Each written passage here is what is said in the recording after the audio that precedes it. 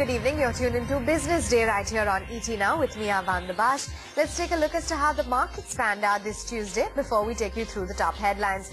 Well, you can see that we got off to a very tepid start, but then we witnessed that surprise rally and it was all the way up. So for the markets, we rose to the highest level since the 25th of January. Very strong volumes, a very convincing market breadth. So all in all, everyone seemed to be pretty pleased. 19,635 is where we shut shop for the Sensex. And for the Nifty too, very encouragingly above the 5,900 level at 5,939 on last tick. All of your sectoral indices were firmly in the green and the broader markets too powered ahead. Well, lots of big stories coming your way after the top headlines.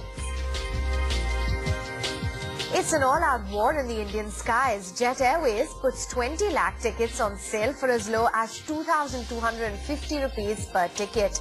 Indigo, SpiceJet and Go Air take the cue, slashing their fares. A ray of hope for Kingfisher employees. The grounded airline starts clearing salary dues of technicians and pilots. Separately, the UB Group seeks shareholder approval to hike the investment limit in Kingfisher Airlines to 750 crore rupees. A high-level advisory team led by Tata Group Chairman Cyrus Mistry and ADAG's Anil Ambani meet Power Minister Jyotiraditya Scindia over the fuel supply pacts and increase credit to power producers. Scindia says he will take up the problems with the Prime Minister very soon. Reliance Industries Chairman Mukesh Ambani and BP boss Bob Dudley meet Oil Minister Veerappa Moily. Sources tell ET Now that the dwindling gas output from the KG-D6 basin featured high on the agenda. The chopper scam casts a shadow over British Premier David Cameron's India tour. Prime Minister Manmohan Singh raises concerns over the unethical means adopted by the UK firm to swing the deal, even as Cameron assures Britain's cooperation in the probe.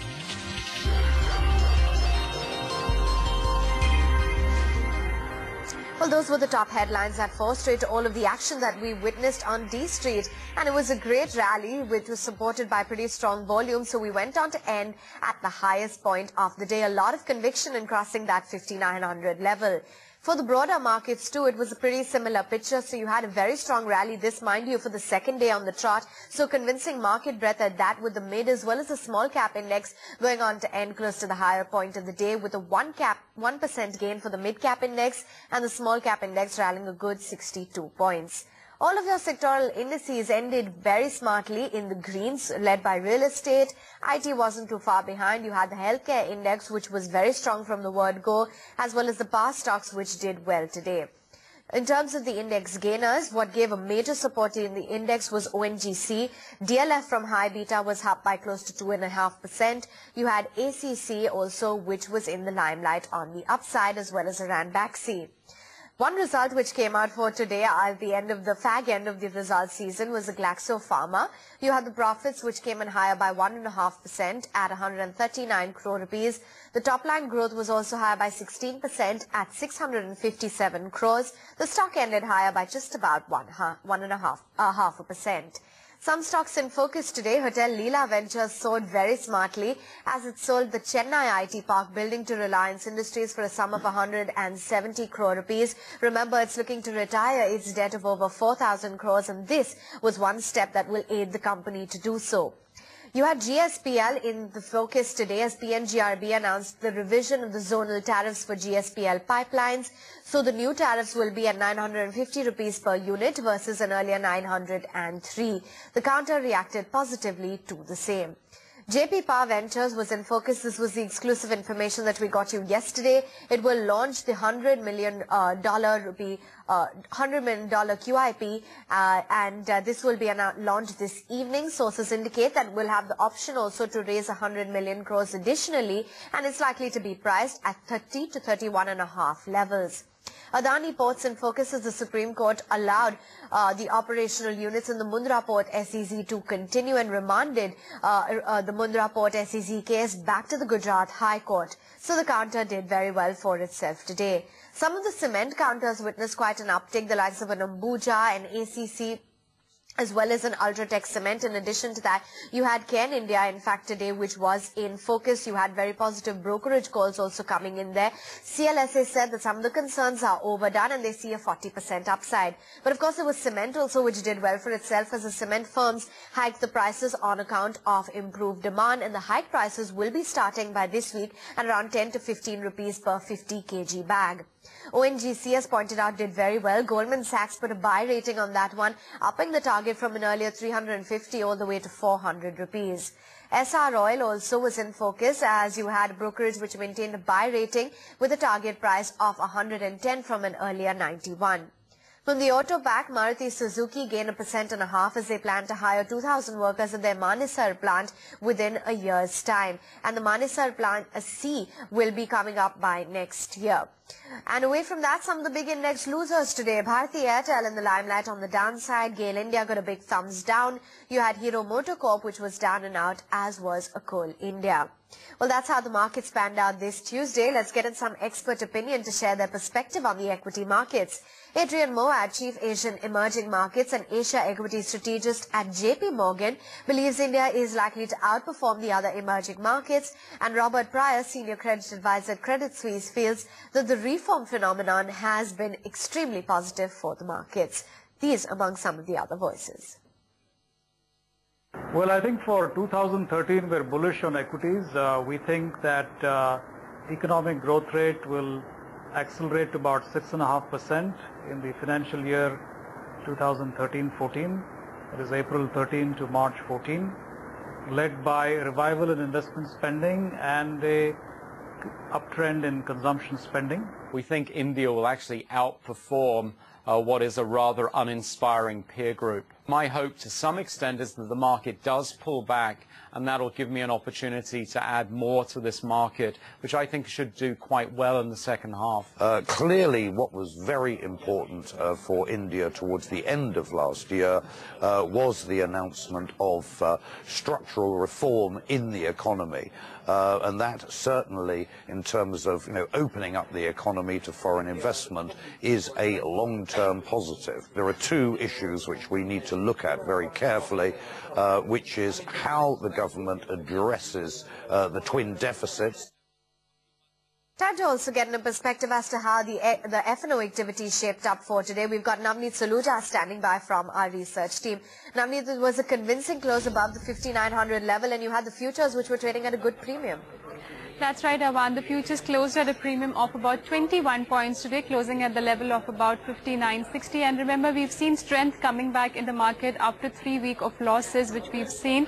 And if you look at the Nifty February futures, they added about 9.3 lakh shares towards the end. And looking at the options data, well, in the second half of the trading session, you saw the Nifty PCR inching higher to 0.95 compared to previous closing of about 0.93. There was put writing seen at levels 5,800, which added 3 lakh shares, 5,900 put strike added 5.6 lakh shares, whereas 6,000 strike 2 added about 2 lakh shares. On the call side, unwinding was seen for strikes like 5,900 and 6,000, which shared in the range of about 7 to 4 lakh shares. And talking about the stock futures, among the Nifty gainers, you had stocks like ONGC and DLF with surge today. Long positions were seen for both these counters. Traction was seen in some of the cement stocks like ACC and Ultratech, where long positions were being built up. On the short side, you have Bharti Airtel, which was down by about 1.5%. Short position seen there. From the mid-cap space, you had IFCI, Karnataka Bank and Tata Global Beverages, which did well for themselves. Long position seen for all these three counters. But if you look at the volumes, the turnover was not that great. We only did about 1.04 lakh crore of turnover on NSE towards the end of the day. Okay, thanks very much, Navneet, for giving us that perspective. Moving away to the big story for the day, and it was an all-out war in the Indian skies as Jet Airways has announced to sell 20 lakh tickets on sale for as low as 2,250 rupees per ticket. The offer will be open for the next 5 days, and the tickets can be booked till the year end. Sumit Chaturvedi now joins in for more details on the same. Sumit, highlight for us if there are any specific routes, and will this be that this will be valid on, and what are the other details that you've got?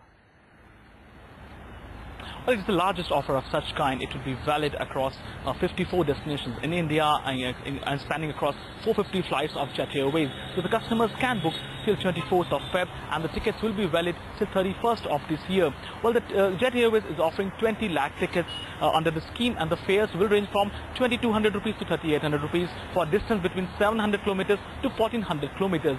Well, they're not only the Jet Airways. After Jet Airways, Indigo and SpiceJet, the other two airlines in India, they are also offering the same kind of airfare under discounted scheme. So it's really an all-out fare war between all big airlines in India at this moment. Well, this is going to benefit Jet Airways in three ways. First of all, the coming months are already months of low traffic. So in the lean traffic season, Jet Airways will get good traffic on its flights. Second, generally in these kinds of tickets, once the tickets are cancelled, which are approximately 10% of total tickets booked, the money is taken by the airline. It's not returned to customers. So that benefit will come to Jet Airways. Well, also, since Kingfisher is not there in the market, is not there in Indian skies, Jet will get good visibility, which will help its brand in the long run. So that is how it's going to benefit Jet Airways. Well, before that, Jet Airways, SpiceJet had done the same thing in January. It had sold 10 lakh tickets at around 2,000 rupees per ticket. So it's something which is not started by SpiceJet, but by Jet Airways. But Jet Airways has taken a huge benefit because of this ticket. But there was a problem. Customers were not able to book tickets when they went online, when they went on some travel portals, and some websites crashed also because of this. So it's clearly going to be a nightmare for customers if they want to book tickets. But if they are able to book tickets, it's going to be a very, very easy ride for them, and because the tickets on offer are really very cheap. They certainly are. Thanks very much, Sumit, for bringing us all of those details. Staying with the aviation space then, and in some respite for Kingfisher Airlines employees, the grounded airline starts clearing its salary dues of the engineering technicians as well as pilots. It was a strong run-up for the stock today. Let's get in Kartika Trehan, who now joins in for more details. Kartika, finally signs of revival kicking in. Well, absolutely. If you see there, employees are seeing some sense of a revival at this point in time because the employees have managed to get salaries. Now, these are the salaries which were due for the last 8 to 9 months of the company. The company had large clears, salaries close somewhere in the month of May. However, these salaries are not given to all their employees at this point. There are only some engineers, technicians, and some of the pilots who've been discharged the salaries, and most of these salaries are from the lower salary brackets, anywhere between 15,000 to 20,000 or a little over that. However, at this point, we are also understanding that most of this money would come in from the Diageo's money, which is likely to be pumped into the UB holding. So some of that fund, though the company has not mentioned how much of it will be possibly utilized for the Kingfisher Airlines revival plan.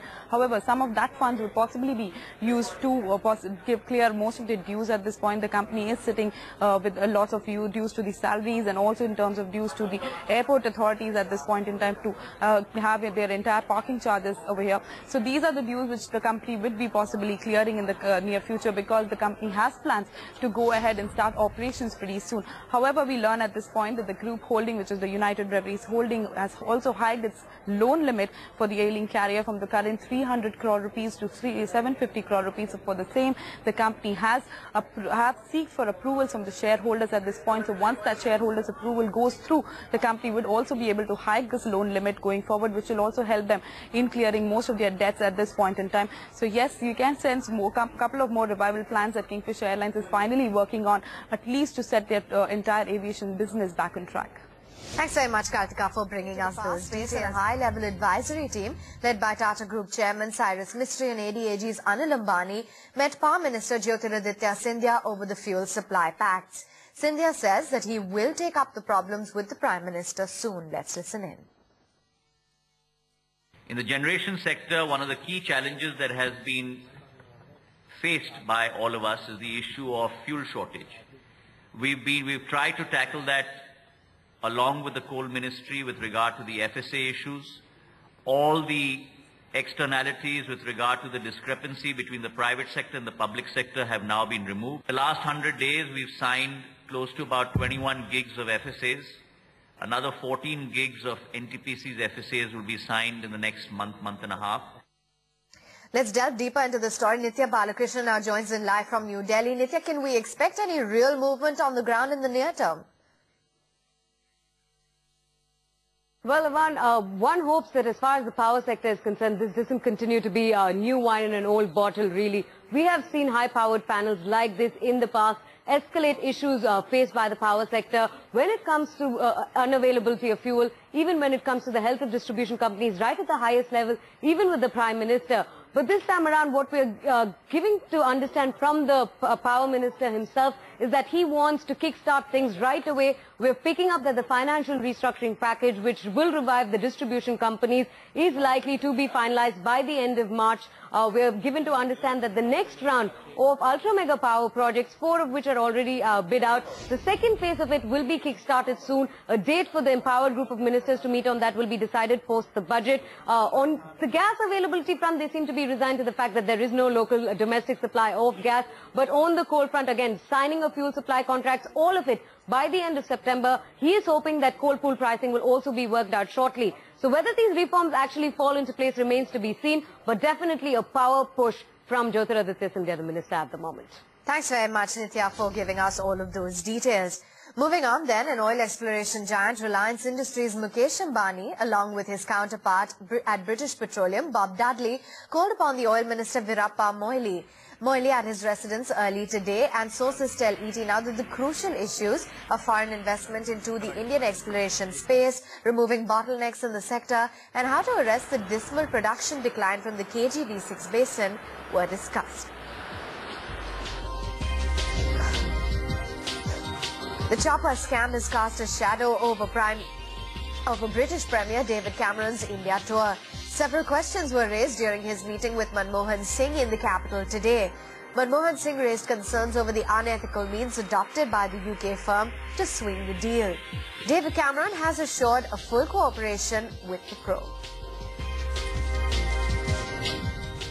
Conveyed to the Prime Minister our very serious concerns regarding allegations about unethical means used in securing the 2010 contract for Augusta Westland helicopters. I have sought full assistance from the UK in this case. Prime Minister David Cameron has assured me of the cooperation of his government.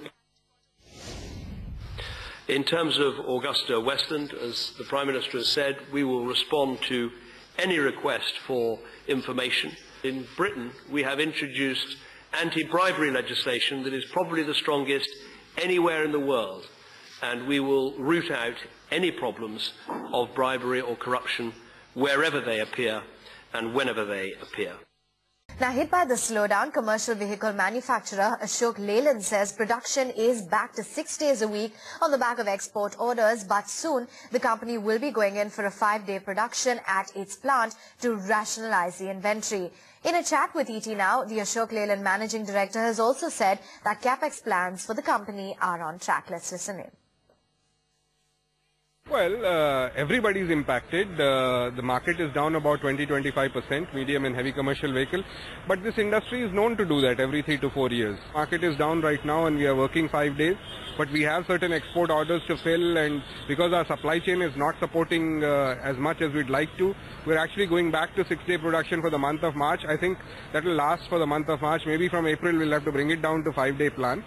Hopefully, with the government doing some initiatives and some impetus is provided to this industry, we will be seeing a better turnaround in maybe another 3 months' time. In the last 5 years, Ashok Leyland has invested almost equal to what we had invested in the first 60 years. So I don't think there is any further need for improvement in investment in capacity, nor there is an investment required in new products. There are upgradations of products that are required, and we'll continue to focus on those investments which directly bring value to the customer. Let's stay with the auto space, and the newest launch from the luxury car maker Mercedes stable is the premium SUV G63 AMG. The newest all-terrain SUV is priced at 1.46 crore rupees, and this is the first of the 4 launches that Mercedes-Benz India is planning this year. Facing tough competition from automakers like BMW and Audi, Mercedes has big India plans to increase its market share. Let's hear out the management. 2012 was a successful year for Mercedes-Benz, and 2013 we call it's the year of Mercedes-Benz offensive. This we base on different pillars. The first is a number of new models, what we are going to introduce to the Indian market in the year 2013. The second pillar is our dealer net. We are going to expand further our net. At the moment we have 58 outlets all over India, and approximately 6 we are going to add in this year. Well, That brings us to an end of this edition of Business Day. Thanks so much for watching.